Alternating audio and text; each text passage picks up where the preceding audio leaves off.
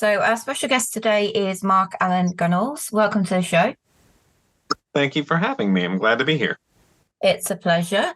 So can you tell us a little bit about yourself, Mark, and how you got started writing? Well, I'm a horror and suspense writer. I live in the south of the United States. Um, Almost 50 years old now, and I've been in love with horror since as far as I can remember. One of my first memories is of watching the original Salem's Lot miniseries with my family when it originally aired. So I Yeah. would have been about 5. Um, and I fell in love with horror movies first, but soon after that, I fell in love with books, and that became my real passion. And pretty much from the time I realized that books weren't things that just came into existence on their own, but people just thought them up and wrote them down, I wanted to do that too. Yeah. So I started writing my first stories when I was maybe 10. I mean, they weren't good, but Yeah. but I already had that love for it. So what drew you to the horror genre specifically? If I had to guess, because I mean, it started early. Um, I would say it's because I was exposed so young to them. Those horror got a reaction out of me like nothing else did.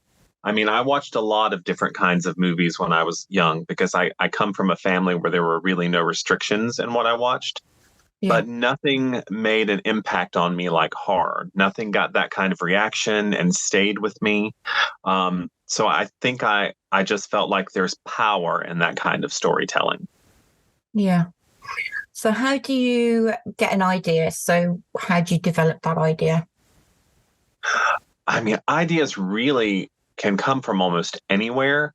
Um, I can get ideas from news stories. I can get ideas from a conversation I overhear in a restaurant. I have gotten a lot of ideas just visiting places, going on trips with my husband, or just walking around town. I have a novella that is based on an event that happened not to me, but to someone else when I was in high school. But, I was 40 something before that memory triggered an idea for a story. Yeah. It's like it was just in there waiting. So I kind of feel like ideas are everywhere out there. Then the tricky part is taking that idea and like sitting down with it and seeing, yes, this is a cool idea, but does it have the legs to sustain an actual narrative? Yeah. So how do you sort of like create your characters for the horror stories? Do you base those on people that you know? Um, it kind of depends on the story. I definitely have characters that are based on people I know. Mostly characters may be based on a lot of people I know. Like one character may have aspects from various people I've met and myself. But once I really get into the writing of it, I find that the characters, even if they were influenced by real people, really become their own entity. They develop their own personalities and their own quirks and their own ways of reacting to things. And creating the characters is probably my favorite part. And I find that that is what kind of leads the narrative because I start usually with a concept and then I work on creating the characters. And then those characters dictate where that narrative goes based on how they would react to the situations I've put them in. Yeah. So do you sort of like when you're writing a story, is there any particular themes or message that you often find end up in your books? I write a diverse amount of stuff. I mean, I even write stuff outside the horror genre, but even in the horror genre, I write, supernatural, psychological, suspenseful, slasher, all that sort of stuff. If there's any theme that shows up in my work, I do feel that my work always has a very strong queer aesthetic and point of view because I'm Yeah. I'm a queer person myself, and I grew up longing to see myself represented in the genre I loved. And when I was coming of age, you really couldn't. So I definitely work. I mean, I don't even work at it. It just sort of comes naturally, but I definitely have that queer flavor in my work. I'm basically writing the kind of stuff I wanted to find when I was younger and couldn't. It's right, because you never used to be able to find things like that, could you, when we were younger? Because I'm roughly around the same age. Yeah. But, it's changing a lot, especially in the small press. I feel like mainstream horror still isn't quite there, but in the small press, there are a lot of queer creators who are creating some exciting content. And I'm happy to be part of that. Fantastic. So how do you decide on the settings of your stories? I'm the kind of writer where I tend to set my stories in the places I'm familiar with. So most of my stories do take place in the American South, in South Carolina, where I live.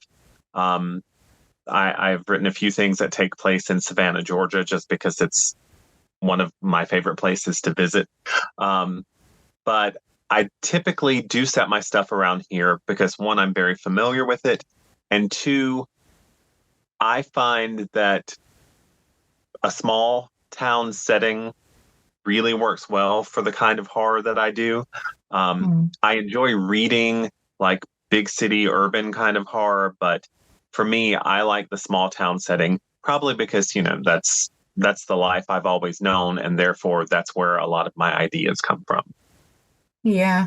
I mean, the small town setting in horrors is quite scary, isn't it? I mean, a lot of films are based on that, and they do make them quite scary. Yeah. And, not to get too like crazy psychological on it, but, growing up queer in the South, small town in the 80s, there was a lot to be nervous and scared about. And that kind of feeds into some of it too. But at the same time, I also like to show that in this day and age, certainly not everywhere here in the South, but I have found places, even here in the South, that are very progressive and very forward thinking. And I like to show that part of the South too, that doesn't always kind of get acknowledged. Yeah, that's right. I mean, times are changing and people need to move with the change, don't they, really, rather than stick in the past. Yeah, exactly. Okay, so what's been the most difficultest part of a scene that you've ever had to write, and why was it challenging? Well, I find that one of my, I guess I wouldn't say the hardest part, but it's the part that I get the most nervous when I know it's coming up, are really intricate action scenes. So like if there's an actual fight or a chase scene, because I want it to be exciting and I want it to be so that the reader can imagine it without getting, I worry with fight scenes that I can get so caught up in describing where he puts his hand and when he swings, that it becomes almost like an academic exercise. And I'm just like trying to explain the choreography of the fight and I'm losing the actual intensity of it. I do find once I get into it, it's not as bad as I was worried about, but those are the ones I'm always the most, I'm the most concerned about leading up to them, because I do want it to be exciting and intense, without me getting too caught up in like the dance of it, if that makes sense. Yeah, it does. So come on then, Mark, are you a plotter or a pantser? Oh, I'm definitely a pantser. Not that I've never plotted a book, but it's not the natural way for me. I like to sort of get it started and then just see where it goes. I often say that for me, writing is as much an act of discovery as it is creation. And even if I think I've plotted something out, like I said, maybe the way I've created the characters, I'll get to a certain point and the characters it wouldn't make sense for them to do what I plan for them to do based on the personalities they've developed. Yeah. So in those cases, I'll follow them. I'll let them lead me, and I'll change my plan for the story. And that can be, for me, one of the most exciting parts. Yeah. Fantastic. So, have you ever based a story on an experience that you've had or one of your own fears? I have put some of my own fears in there. I have a real phobia of water, large bodies of water. And I've definitely explored that in some of my fiction. Um, I have probably one of my deepest fears is losing my husband, like the idea, not that I dwell on it, but the idea that, if he were to pass away. So I have a lot of stories that sort of have that grief motif of that, because it is something that I fear. And then I like I said, I'll take my experiences, other people's experiences, anything that seems like it has the kernel to really create a sense of dread and suspense. But yeah, I'll mind my own life, my own fears, but I'll steal from anybody else too. Like I always tell people, if you know me, just know something you tell me may end up creating a story someday. And how do people feel about that? I am friends with a lot of creative people, so I think they understand that. Most of them are pretty good with it. I have had some people who in the past were a little like, oh, so you took my traumatic event and turned it into a story. But, I'm not telling their story. It's just that was the jumping off point. And I think most people sort of understand that. Brilliant. Okay, so what's been your most popular book and why do you think the readers have liked it so much? I feel like one of my most popular books is one of my oldest, and it was a zombie novella I wrote called Asylum. And it came out, God, it was well over a decade ago now, but it's a zombie novella that I kind of describe as Night of the Living Dead, but set in a gay club instead of a farmhouse. And I think what people liked about that was, at the time, I was taking a familiar theme and peopling it with characters that they weren't used to seeing in that kind of story. And like, at least that's what I heard. And that has been one of my most popular books. And I also had a short story collection called Flowers in a Dumpster that did pretty well for me. And I just think that that publisher, they really promoted that book hard. Yeah. And, some publishers are kind of iffy about short story collections. And I feel like then they don't push them as hard, and it's sort of a self-fulfilling prophecy. But this publisher pushed it as hard as they would any novel they put out. And I think that really helped. Plus, I did manage to have a blurb from Clive Barker on that cover, so that probably didn't hurt either. Brilliant. So, have you got any memorable pieces of feedback that you can share with us? The reason I had a blurb by Clive Barker on that collection is because one of the stories in it was entered in a contest where you would write a story based on a Clive Barker painting, and then he was the judge of the contest. I did not win, but I did come in as the runner-up, and he gave me he wrote like a blurb for that story, which is what we used on the cover. That was very exciting for me because Clive Barker is sort of a big inspiration to me as a horror writer and a gay man. So that was very exciting.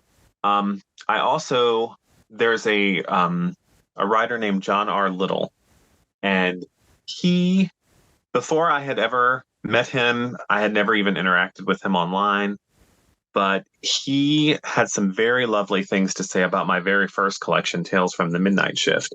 And that was one of the first times a writer I didn't know was online saying really nice things about my work. And I always have a very special feeling about that. Yeah. Sounds amazing feedback, really, isn't it? From both of them. Yeah, I was very pleased. I would be too. So, what advice would you have for aspiring writers who want to break into the horror genre? One of my bits of advice that I always give is do what you're passionate about. Don't do what you think is going to sell. Don't do what you think is going to be the next big thing, because those kind of trends can come and go very fast. And by the time you're finished with your book, that trend may have moved on. So, and as a reader, I always feel like I can tell when a writer was passionate about what they were writing or when they were just trying to catch a wave. And I feel like the best writing is the writing that you love. So write what makes you happy, write what makes you excited to get up and go to the computer and start writing. And then once you have a finished product, the great thing right now is there are a lot of small presses, and a lot of these small presses, some of them specialize on certain kinds of horror. So there's a lot of choices.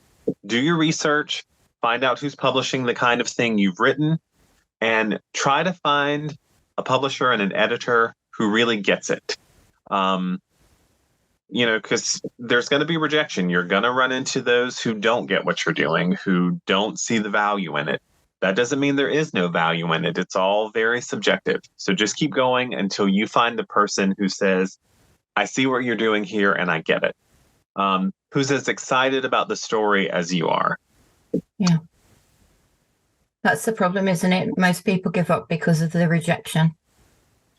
Yeah. And, I don't know, maybe I'm just stubborn, but if I really believe in a piece I wrote, I'll die on that hill. Like I can get so many rejections and I still say, I like this. I mean, not that I think everything I write is golden. And sometimes I get rejections or criticisms where I'm like, I can see that and I can make adjustments to this.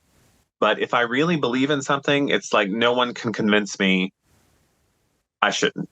And I feel like you need to get that kind of thick skin. You need to be a fan of your own work. I think sometimes writers feel like they shouldn't admit that they are fans of their own work, but I'm writing the kind of books that I would want to read. So I am a fan of my own work, and therefore I put my heart and soul into it, and I just have fun with it, and I'm proud of it. I agree. You have to be proud of what you're putting out there. I mean, as authors, we are our worst critic. Yeah. And we do pick at everything that we do, and we do need to stop being like that and just, once we've done a piece, be happy and proud of it rather than keep wanting to change things. Yeah, because I mean that is a road you can go down forever. I mean, everything can use some fine tuning and some revision and some polishing, but I mean there are writers who may be great writers who never get anything published because they never feel like it's done. And I mean, you can go down that road, like I said, forever. But at some point, you need to look at it and say, "This is ready. This is ready for me to send out into the world." So, have you got any exciting projects that you're currently working on? Well, I just put out a new collection with Slashic Horror Press, which I'm very excited about because they are a queer-focused publisher. And I always say when it comes to diversity in the horror field, we really make strides when we have queer people who are working as the publishers and the editors.